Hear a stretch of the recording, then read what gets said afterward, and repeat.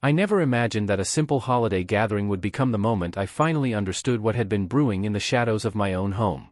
December had barely begun when my girlfriend announced that she wanted to host a Christmas party, not a casual evening with a few friends, but a carefully curated event that demanded attention to every detail. For weeks before that, she had been distant, restless, as though she were drifting further into thoughts she didn't want to share. The sudden enthusiasm caught me off guard, but I convinced myself it was a hopeful sign, that maybe she was trying to revive a warmth that had slowly faded from our relationship. She moved through the apartment with a precision that felt almost rehearsed. The decorations were arranged as if she were preparing for a photograph that had to be perfect from every angle. Even her smile seemed polished, meant for the guests rather than for me. Still, I didn't question it. I told myself she simply wanted everything to look festive. Then her phone lit up on the counter. It was the kind of moment that doesn't announce itself with drama, just a quiet vibration, a soft glow, an ordinary notification that cracked open the truth. His name appeared on the screen. The ex she had insisted was part of a different chapter of her life, someone she no longer spoke to, someone who was irrelevant. I wish I could say I misunderstood what I saw, but there was no ambiguity in the message. She had personally invited him to the party, and from the tone of her words, she was anticipating his arrival with a level of excitement she hadn't shown me in months. The discovery didn't erupt inside me. It settled like a slow, heavy cold spreading through my chest. I didn't confront her or demand an explanation. I simply watched her continue her preparations, each movement now layered with meaning she had hoped I'd never uncover. She thought she was being subtle. She thought I was oblivious. And perhaps before that moment, I had been.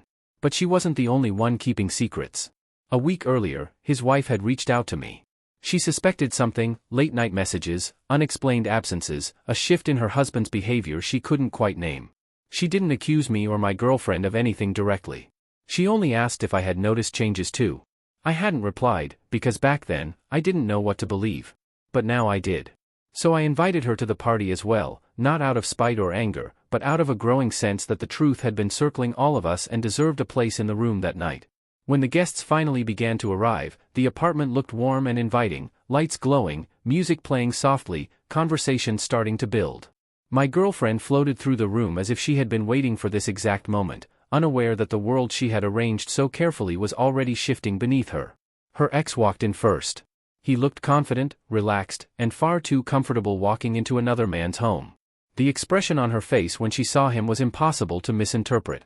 She tried to mask it, but the spark was there, that quick, involuntary brightness people have when something they want finally arrives. I didn't make a scene. I simply watched, noting every small shift in her posture, every hint of anticipation she tried to hide. 10 minutes later, the door opened again. His wife stepped across the threshold, dressed elegantly, with the kind of steady composure that only someone prepared for painful truths can possess. She scanned the room once, her eyes settling on her husband, then flicking briefly toward me with the quiet acknowledgement of someone who already knows the answer to the question she hasn't asked aloud. My girlfriend didn't recognize her. Not yet. But her ex did. The color left his face almost instantly, and the certainty in his expression crumbled in a single breath. That was the moment he understood I had known everything, and that the evening was no longer under his or my girlfriend's control. She kept moving around the party, oblivious to the silent storm that was beginning to form around her. People noticed the tension almost immediately. A few guests exchanged whispered glances. Others watched the ex and his wife carefully, trying to make sense of the story unfolding before them. I didn't interfere. There was no need.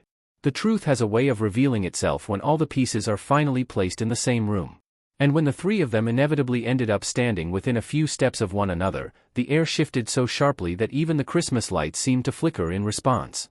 That was the moment everything truly began. The most unsettling thing about betrayal isn't the moment you discover it, it's the stretch of time you spend pretending you haven't. That strange limbo where you watch someone move through the world as though nothing is wrong, while you quietly collect every detail they hoped you'd miss. By the time all three of them ended up in the same corner of the room, my girlfriend, her ex, and the wife he never expected to face, the tension had thickened into something almost tangible. Conversations around them softened, drifting into a curious hush, as if everyone sensed that something important was about to unfold but couldn't yet name it. My girlfriend, still unaware, continued her hostess performance. She smiled, laughed, offered drinks, and adjusted ornaments on the tree as though the world she'd arranged couldn't possibly collapse. She was so absorbed in maintaining the illusion that she did not feel the shift in the room's atmosphere. She didn't notice how people had begun to steal glances in her direction or how the air seemed to tighten each time she drifted closer to them. Her ex looked increasingly trapped, as though every second in that room was tightening a rope around his neck. His wife, meanwhile, held herself with striking composure. She didn't confront him, didn't lash out, didn't even raise her voice. She simply observed him with an expression that said she had already pieced together every lie without needing a single explanation. When my girlfriend finally approached them, it was almost painful to watch her walk straight into the truth she had tried so desperately to hide.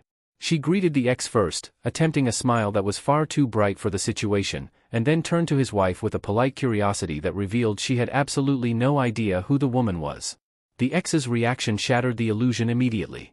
He couldn't mask the panic, the guilt, the dread tightening his shoulders. It wasn't dramatic, but it was unmistakable. He looked like someone who realized the ground beneath him had disappeared, and he was free-falling with no way to land gracefully. My girlfriend finally sensed something was wrong. Her smile faltered for the first time that night. She glanced between them, then over her shoulder at me, perhaps hoping for reassurance or unaware that I was the one who had orchestrated this meeting.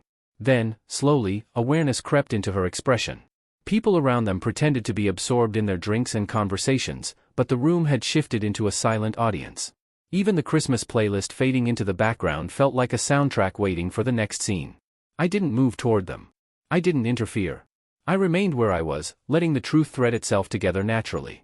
The ex tried to speak first, but whatever explanation he attempted dissolved before it reached his lips. His wife didn't need words, she already had the answer. Her silence was steadier than any accusation. There was something powerful in how she refused to make a scene. She wasn't there for drama, she was there for clarity.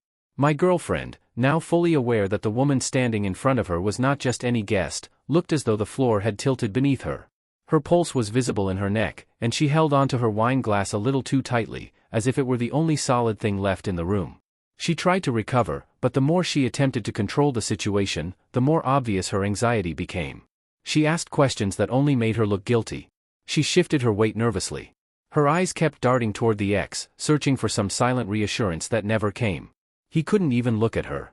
At that moment, the three of them stood frozen, the triangle no one was supposed to notice, illuminated by the cruel softness of Christmas lights. And while they hovered in that fragile silence, the wife finally exhaled, as if she had seen enough. She left without raising her voice, without demanding answers, without giving them the satisfaction of a confrontation. Her absence created a vacuum in the room, one that pulled my girlfriend and the ex into a quiet panic. Whatever fantasy they had constructed between themselves collapsed under the weight of her dignified exit.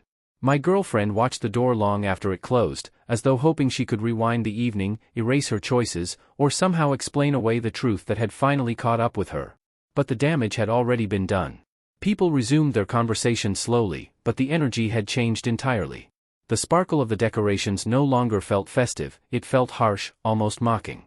She looked at me then, really looked, with an expression that mixed fear, embarrassment, and a desperate plea for me to pretend nothing had happened. But I wasn't in the mood to protect anyone's illusions.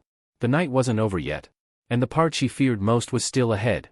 The moment the wife walked out, the room seemed to exhale with her. Conversations, which had stalled in that strange, breathless pause, slowly resumed.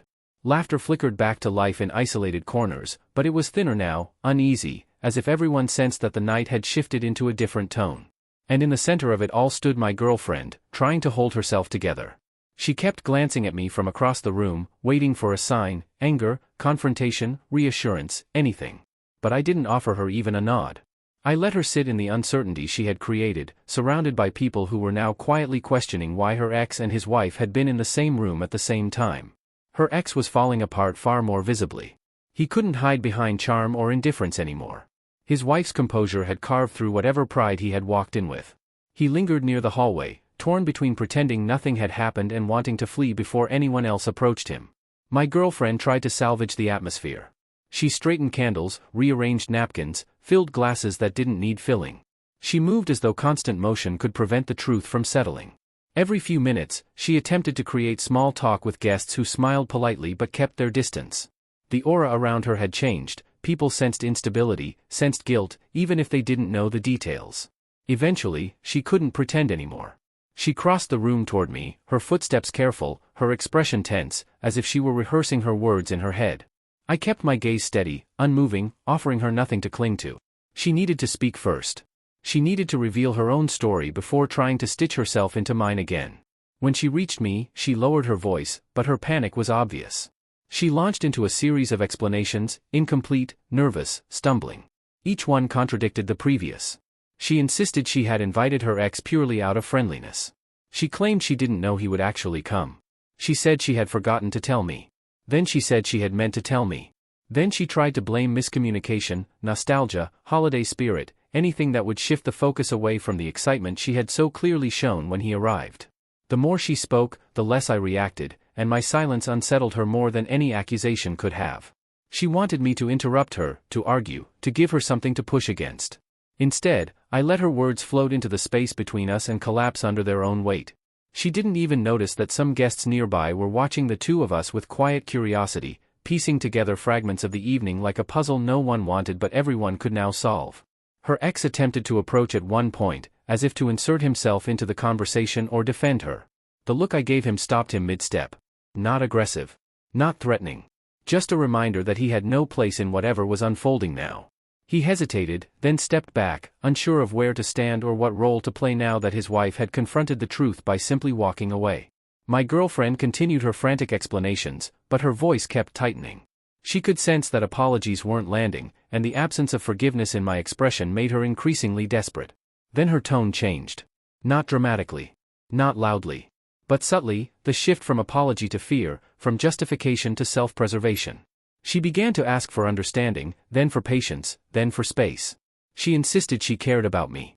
She said she didn't want a small mistake to ruin our relationship. She tried to take my hand, but I didn't move. She let hers fall back to her side, as if she'd touched something hot. For the first time all evening, she understood she had lost control. Guests continued chatting around us, but the faintest tension hung in the air, people pretending not to listen while listening to every breath.